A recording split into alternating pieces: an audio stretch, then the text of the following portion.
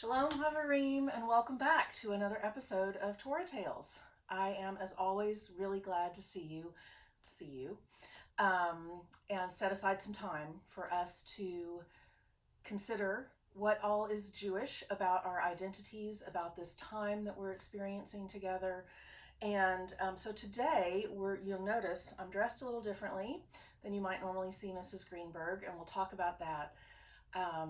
Because today's episode is special. We are going to focus on a Jewish biography, and this will be part of another series that we're imagining would be great for our sort of 4th, 5th, and 6th grade midweek cohort, since you all often on Sundays also look at Jewish biographies. And so you might guess that the biography today has a little bit to do with baseball, since I'm wearing a baseball cap. Not your regular baseball cap, though. And so I know all of you notice this Hebrew letter, and you know what it is, right? It's Gimel with the gap, right? And a lot of people, when we sing the Aleph Bet song, Aleph Bet Vet, Gimel Dalet Hey, right? Gimel, we list 4th in that song. Aleph Bet Vet Gimel. And most of you know that the letters in Hebrew also represent numbers in Hebrew. If you've been in a classroom at Micah, you've seen our Hebrew clocks that have the Aleph Bet as the numbers. And that's because that's what a clock would look like in Israel. And so the Gimel, though, on the clock is the 3rd letter. So we've got Aleph, we know that's 1.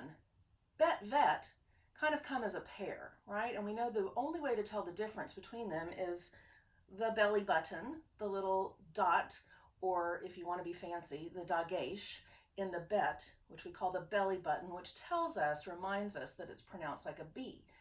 If we take the dot out, it's just a V, right? But in Hebrew, we consider that actually the same letter, just the difference with whether we put the dagesh in or out. So Aleph, Bet, Vet, Gimel then means 3.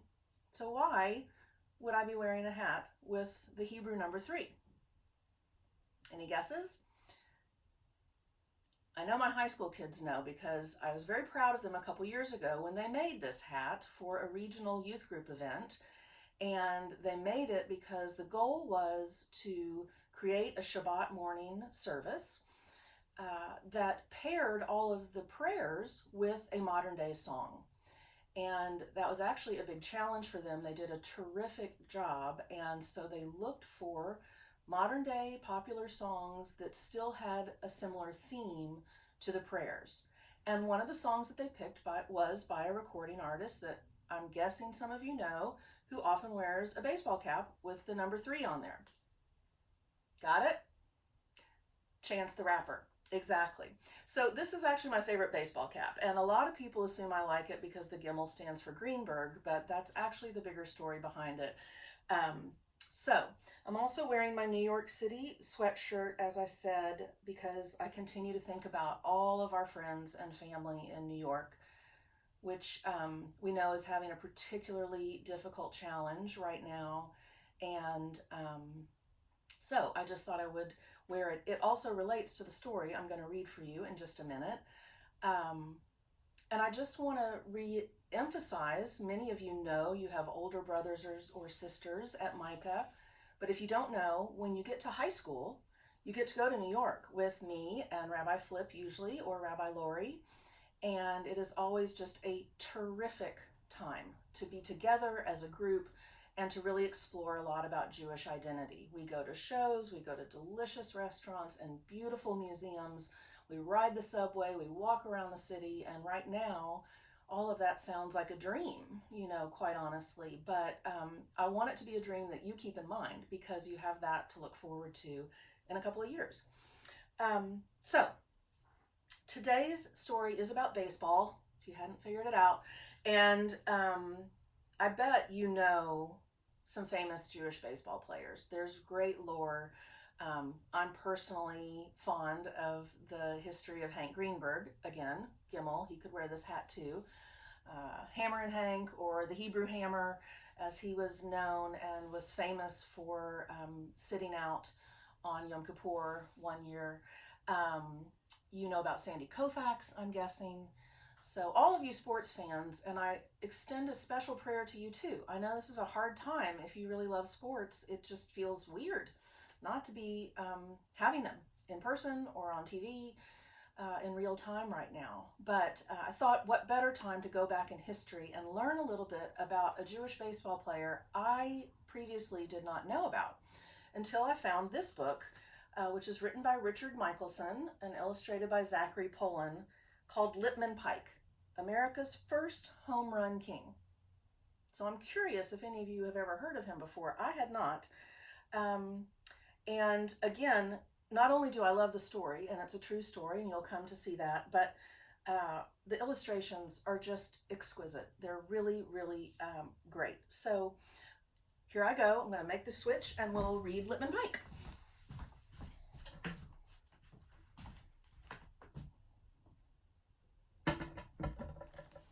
Ta-da, the magic. I'm going to have to scooch it back a little. Okay, let's see how that goes. Lipman Pike, America's First Home Run King by Richard Michelson.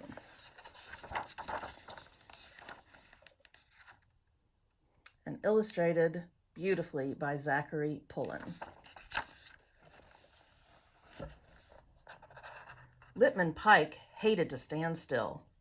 From behind the cash box, he shook out his left leg and then his right.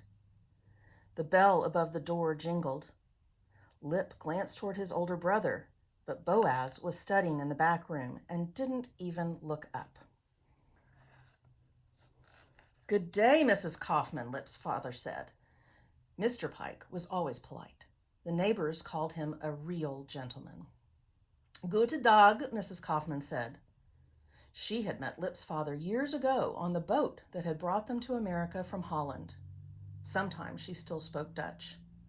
"My son is in need of..." Lip leaped into action. It was 45 feet to the front window display, 90 feet round trip, exactly the distance between home plate and first base. Lip could run it in 14 seconds. He grabbed a package and raced head down. He heard fast-moving footsteps behind him and looked up in time to see Boaz slam a pair of boys' stockings on the counter. "The best service in the city," Mr. Pike announced proudly.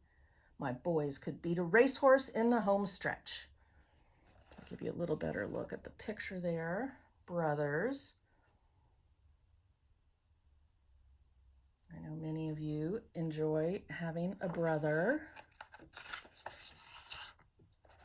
And there they are again. "I finished my bar mitzvah homework," Boaz told his father, as he and Lip headed toward the door. "Can we go watch the men play base?" It seemed like everybody in Brooklyn was playing this exciting new game. Each neighborhood club had a team, and even some of the Jewish boys would practice batting and throwing when their parents weren't watching. "Not my sons," Mrs. Pike complained to her husband. "If grown lads chased after a leather ball in Europe, people would call them childish. Boaz is almost a man, and when Lip finishes his chores, he should exercise his mind." "I won't let base interfere with the boys' education," Mr. Pike promised his wife. "But in America, even the smartest young men chase balls like silly boys. We want our children to fit in with their neighbors, not to live like foreigners in their birthplace."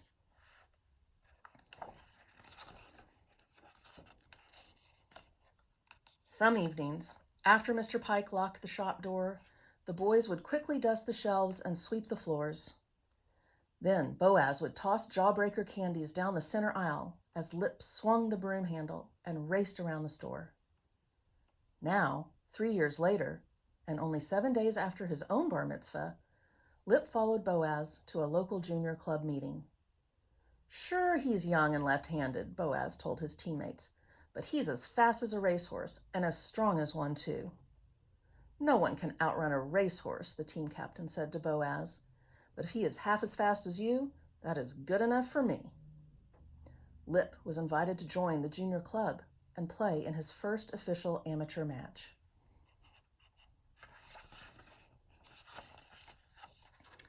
couple of ladies in lawn chairs were picnicking in the park, and their young sons were climbing nearby trees. But Lip imagined that everybody in Brooklyn was preparing to watch the match. He felt butterflies rise in his stomach and his knees go weak. "Don't worry," Boaz reassured his brother.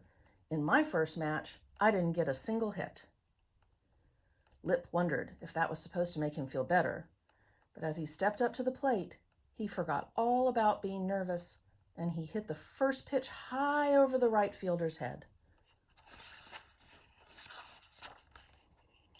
As the years passed, word of Lip's batting power and speed spread throughout Brooklyn. Customers would shop at the haberdashery just to talk about base. Now, I have to stop there just to say that haberdashery is a fancy word for the kind of store that Mr. Pike ran, right? Mainly clothing, but you could get other good things there too. The store prospered.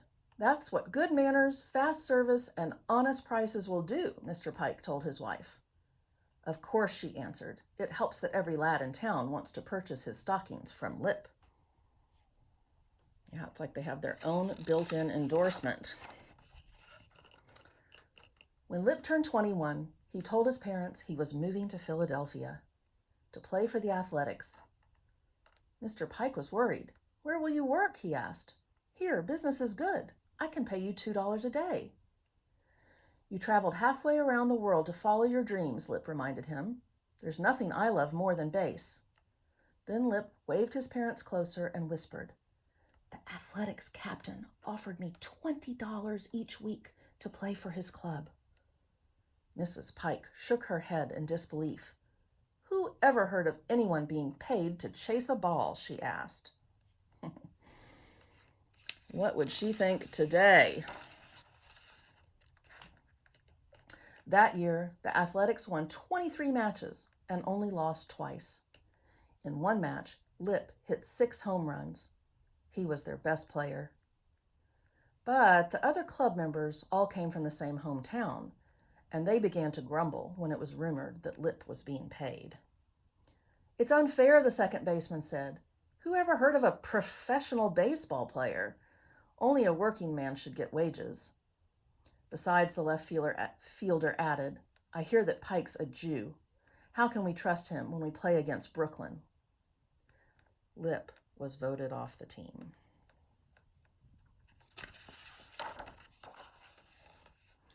But Lip refused to give up his dream. He joined the New Jersey Irvingtons until a man named Boss Tweed invited him to play closer to home. Lip was excited because the New York Mutuals were one of the best clubs in the league. "Of course, we can't pay you," Boss Tweed explained.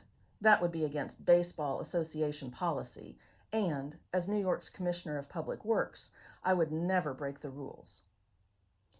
He waved Lip closer so he could whisper, "But I can offer you a job in our government office at Tammany Hall.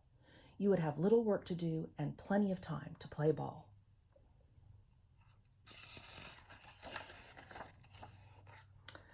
"All the best players are getting paid these days," Lip told his mother. He'd just arrived home after the season ended. "The Eagle says that there's going to be a professional league," Lip's father said. He waved the newspaper excitedly. Lip smiled. "That is what I was about to tell you," he said. "I was asked to be the captain of the Troy Haymakers." Lip traveled to Troy to practice with his new teammates. "Sure, we're all professionals," he heard one player whisper, "but Lip grew up in Brooklyn, and I hear that he's a Jew. How can we be sure of his loyalty? How can we trust him when we play his old team in New York?"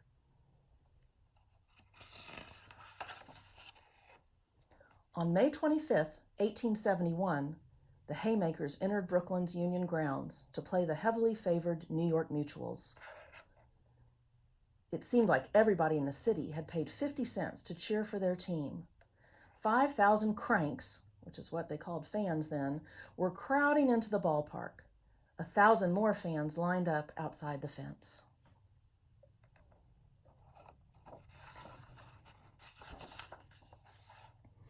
"Only in America would people spend money to watch grown men chase after a ball," Mrs. Pike said to her husband as she settled onto the ladies' bench. "Only in America," a familiar voice called out. It was Mrs. Kaufman, waving from the next row. "Good dog, Mrs. Pike," she said. "This match I wouldn't miss for the world.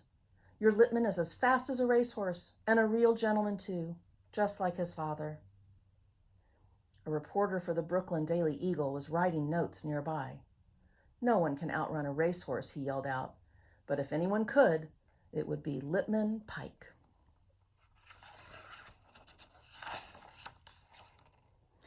Lip looked out into the grandstand.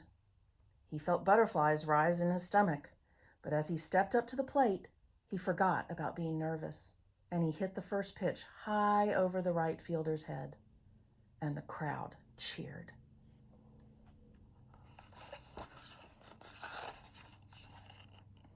The rest is history. Lip had 6 hits that day, and the Haymakers won the match 25-10. By the end of the season, Lip tied for the league lead in home runs. The following year, Lip moved to Baltimore to join the Yellowstockings. Once again, he led the league in home runs. On August 16, 1873, Lip proved that he could outrun a racehorse. 400 people paid 25 cents each and crowded into Newington Park in Baltimore to watch Lip beat a trotting horse named Clarence in a 100-yard sprint. In 1877, Lip, who had been nicknamed the Iron Batter, hit his most famous home run when he struck a ball nearly 360 feet with enough power that it bent a metal rod atop a 40-foot-high pagoda in deep center field of the Union grounds. That year, Lip again led the league in home runs. Lip retired in 1881 and opened a haberdashery in Brooklyn. He offered honest prices, fast service, and good manners. The store prospered. Everyone wanted to talk baseball and buy their stockings from Lippman Pike. Lip was 48 years old when he died of heart disease on October 10, 1893. His funeral was attended by politicians from Tammany Hall, old teammates, many fans, and friends from Brooklyn's Jewish community. The Sporting News noted that Lip Pike was one of baseball's greatest sluggers and one of the baseball players who was always gentlemanly, both on and off the field. That's what we would call being a mensch, right? Okay, finally the author's note. Children were hitting, throwing, and catching balls well before the official game of baseball was developed. But in 1845, the year Lippman Pike was born, a committee from the New York Knickerbockers Baseball Club drew up a set of rules that helped change a child's game into a sport played by adults. Other clubs soon formed their own teams, and in 1858, the year of Lip's bar mitzvah, the National Association of Baseball Players was formed. The league had 16 clubs, 8 of which were from Brooklyn, 6 from across the river in Manhattan, and 2 from upstate. Baseball was a game of amateurs, which meant that all the players had other jobs, and they played baseball for fun when they were not working. By necessity, therefore, players paid for clubs near their homes. During the Civil War, many of the Brooklyn boys played baseball in the army camps, and the game began to spread throughout the country. But as baseball became America's most popular pastime, and spectators began to be charged to watch a match or game, captains or managers, hoping to both give their team an advantage and draw more cranks, or fans, began to secretly pay some of the better players, even though it was against the rules.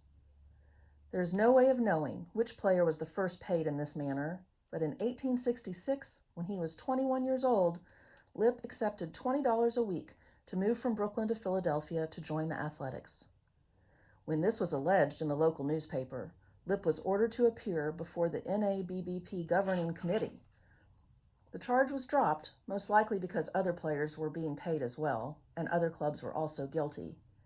But Lip became known as the first professional baseball player. Within 2 years, the rules were changed and players were permitted to accept payment. This eventually led to the formation of the first all-professional league in 1871. Lippman Pike grew up at a time when a small but growing wave of Jews was leaving Europe to come to America. While some came for political and religious reasons, most were hoping for greater economic opportunities. America was mostly welcoming, as it was becoming urbanized and wanted immigrants who could read, which most Jews could do, and who had experience as merchants, which was one of the few occupations available to Jews in Europe. Organized anti-Semitism was not a major concern, as the number of Jewish immigrants was minuscule compared to the number of Irish and German immigrants. At the time of Lip's bar mitzvah, almost half of Brooklyn's population was foreign-born. After the Civil War, however, Jews began to be singled out for not, quote, fitting in.